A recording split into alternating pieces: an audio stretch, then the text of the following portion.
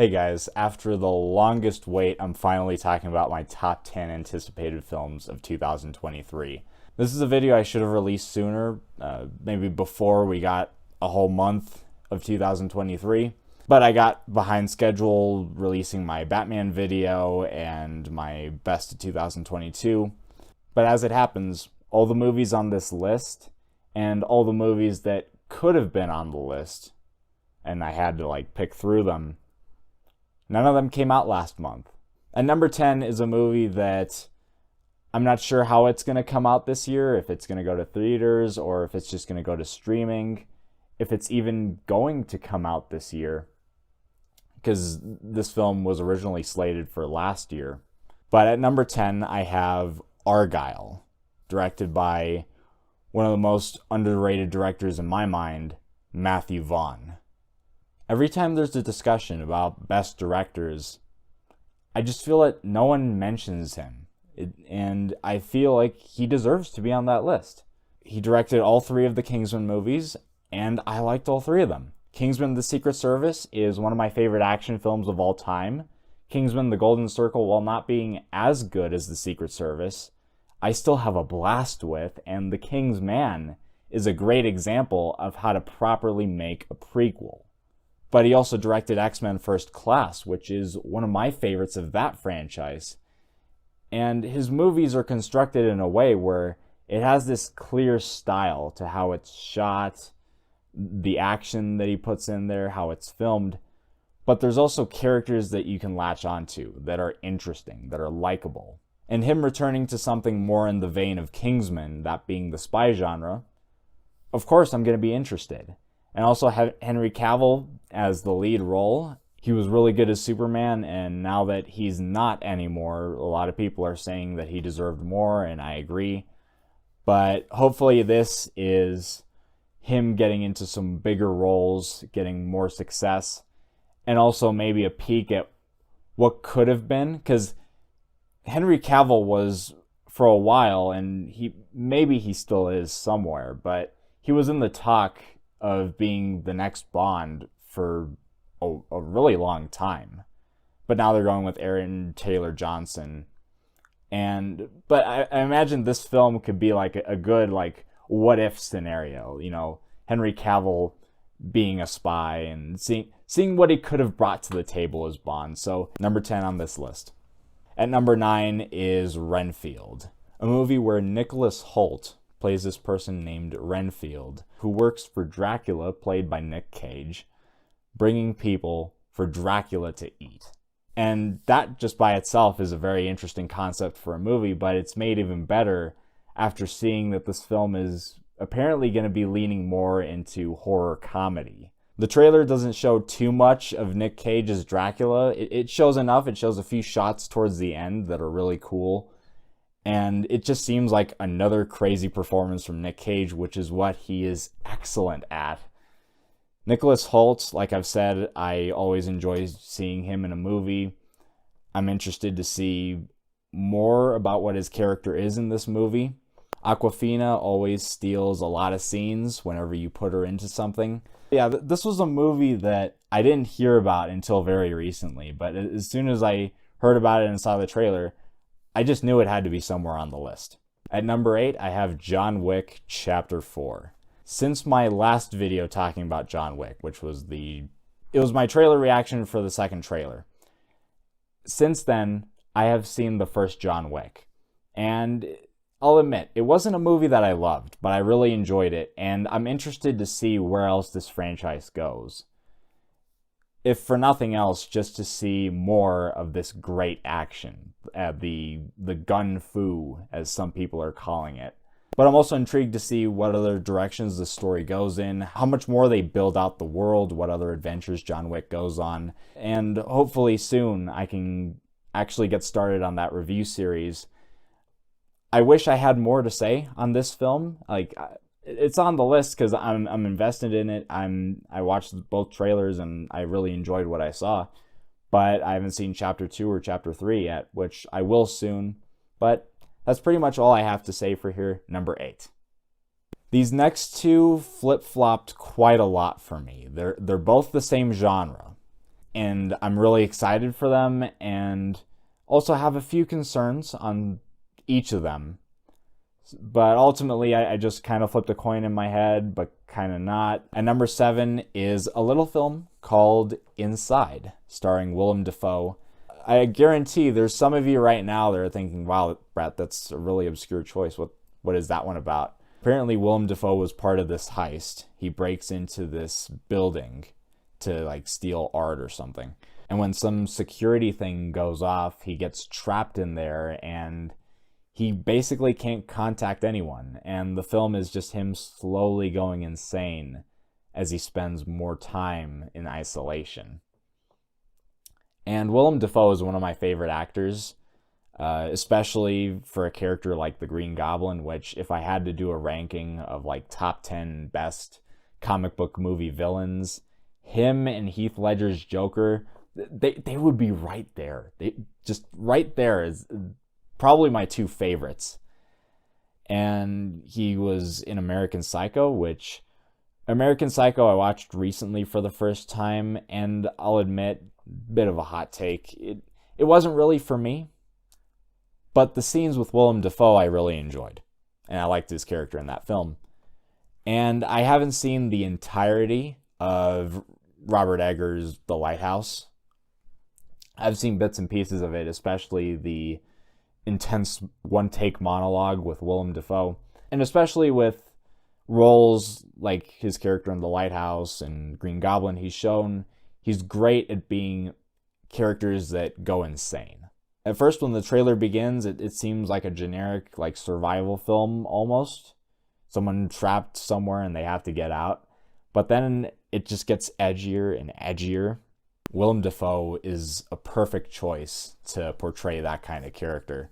I will say, though, that the aspect that they've shown so far of him being in this room full of art pieces and he's like talking about them in a monologue in the trailer, and clearly there's some theme of art in this film, and it makes me wonder if it's going to be a bit pretentious. That's my only worry with this film. Like I said, thrillers is one of my favorite genres. I am very excited to see this one. Number 6 is the next film from a director that's part of a group I like to call the Mount Rushmore of film directors. It's a group that I created, and it's a group of directors that every time they release a film, no matter what it is, I'm always interested in some capacity. A group that Matt Reeves is now a part of. Number 6 is M. Night Shyamalan's Knock at the Cabin. M. Night Shyamalan has given us one of the most memorable plot twists in cinematic history, and given me one of my favorite, if not my favorite, superhero origin story. And for the vast majority, his films always have a great concept. In this one, it's a family going to this cabin in the woods, and then seemingly out of nowhere, these people appear out of the woods, they break into the house, and they tell them that they're there to stop an apocalypse, and the only way to prevent the world from ending is for this family to make a choice. And it's how I prefer trailers to be made, where is that it grabs you while being vague. Just with M. Night Shyamalan's name alone, I knew this film would have a pretty solid place on this list without really even knowing anything about it.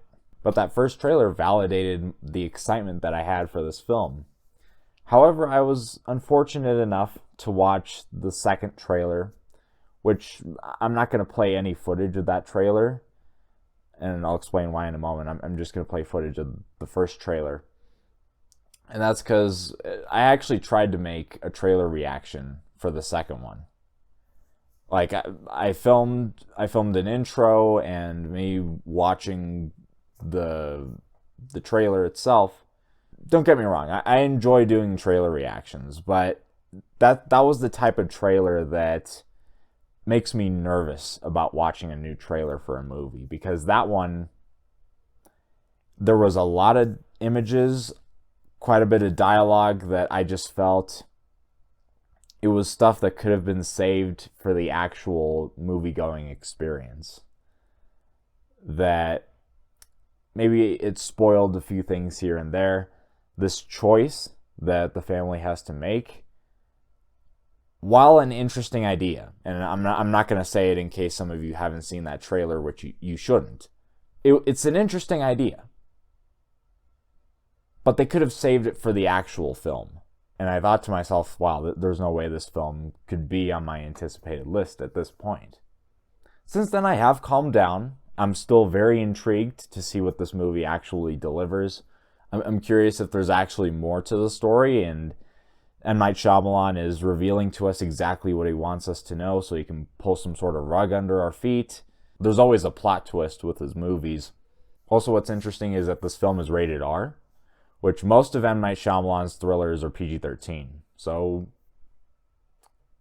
will that do something to the film's quality? I don't know.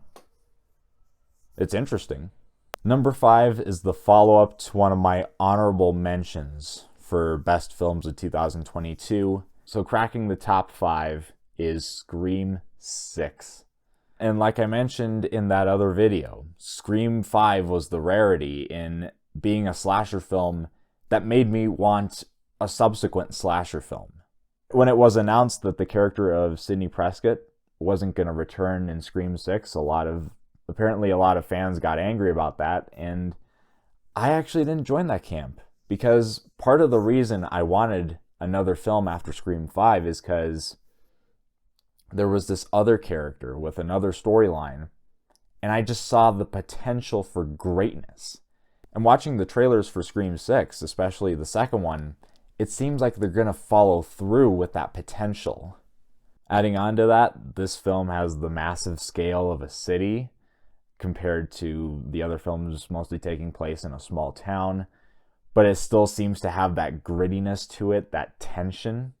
There's still glimmers of the humor that this franchise is known for. There's still a fun whodunit aspect as to who's Ghostface. So yeah, I think more horror films will be announced as the year goes on, but as it stands right now, Scream 6 is my most anticipated horror film of the year. Number 4 is the only superhero film on my anticipated list. And it may be an unpopular opinion, because recently I saw a poll on YouTube for what Marvel film are you most excited for, and looking through them, this film was one of the lowest voted. But I'm just going to go with it. My most anticipated comic book film of 2023 is Ant-Man and the Wasp: Quantumania. When the first trailer for this film came out, I was doing something else. I wasn't able to get to a trailer reaction, and I made it all the way until I went to go see Black Panther: Wakanda Forever, and that's when I finally saw the trailer, and I instantly regretted not doing a trailer reaction. And just the more I've thought about it, and with the trailer that I did do a reaction for it, my excitement for this film has just gotten higher and higher and higher. And even though I am looking forward to films like Guardians of the Galaxy Volume 3 or Spider-Man Across the Spider-Verse, this one seems like it has more weight to it. Because just looking at Phase 4, most of what came with that phase, whether it be like TV shows or movies, I enjoyed the vast majority of it. But I can understand people that say it's the worst MCU phase. And I kind of agree with that. It was a mess. Just a bunch of different plot lines, and every stuff going in different directions.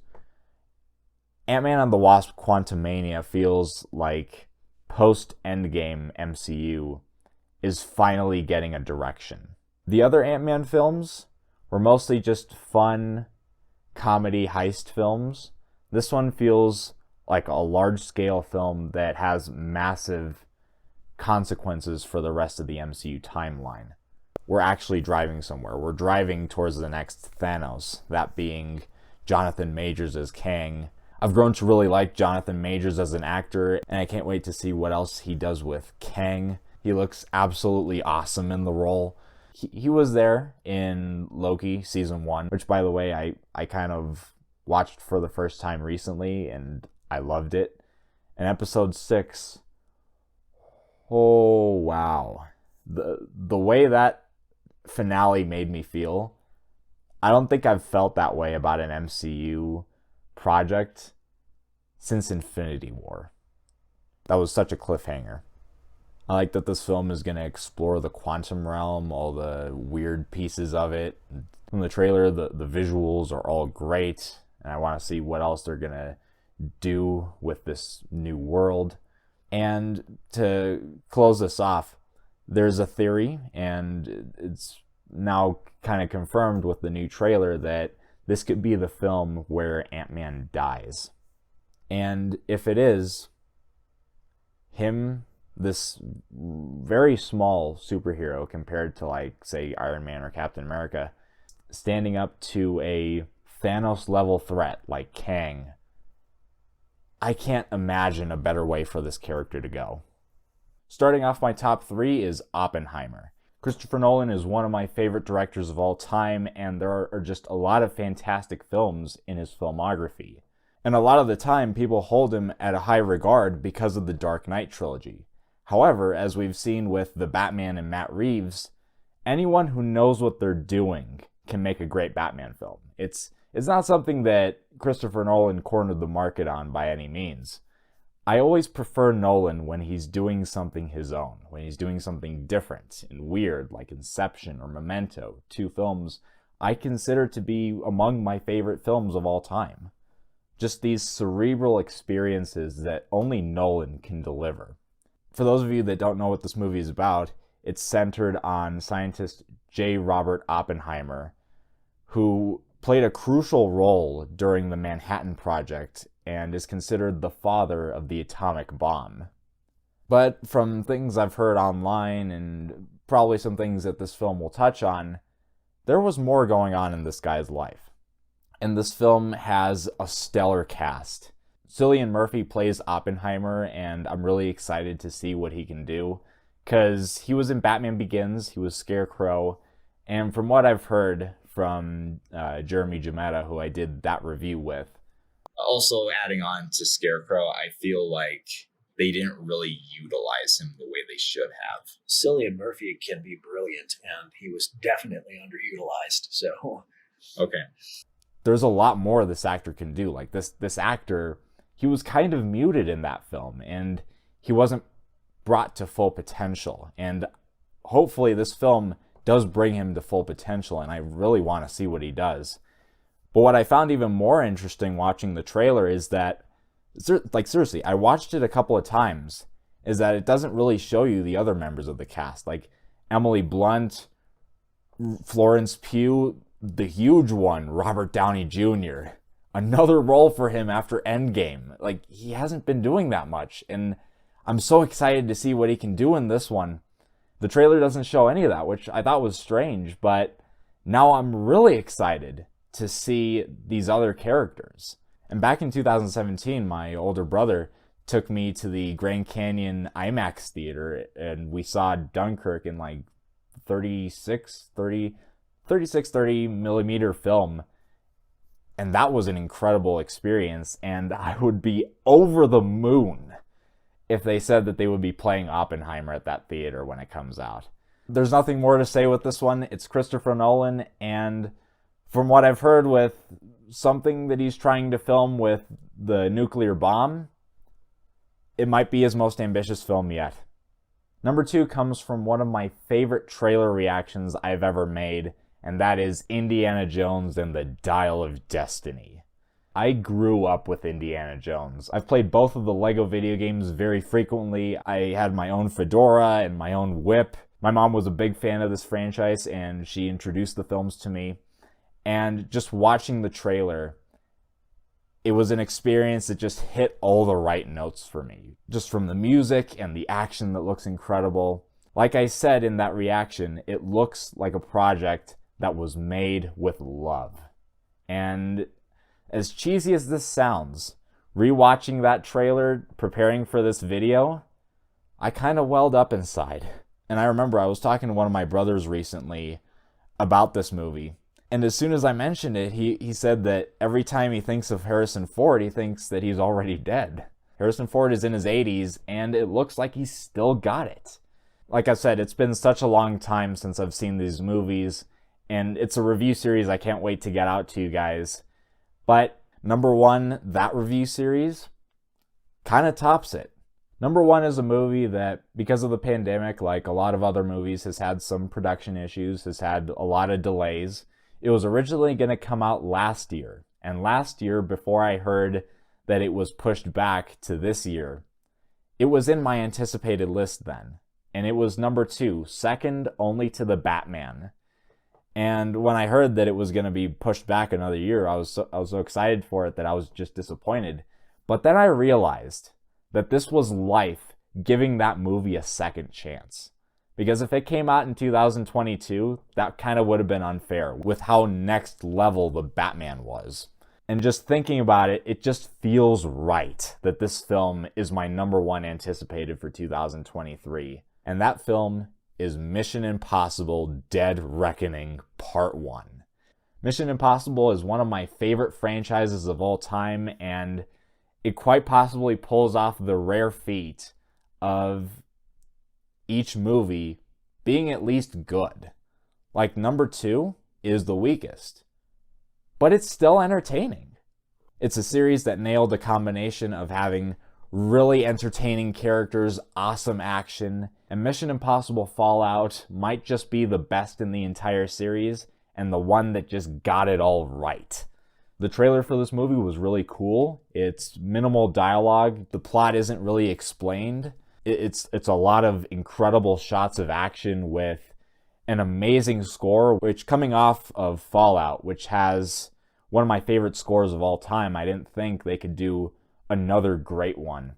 It seems like this is going to be the beginning of them closing out the series, and I'm very curious to see what they do with it.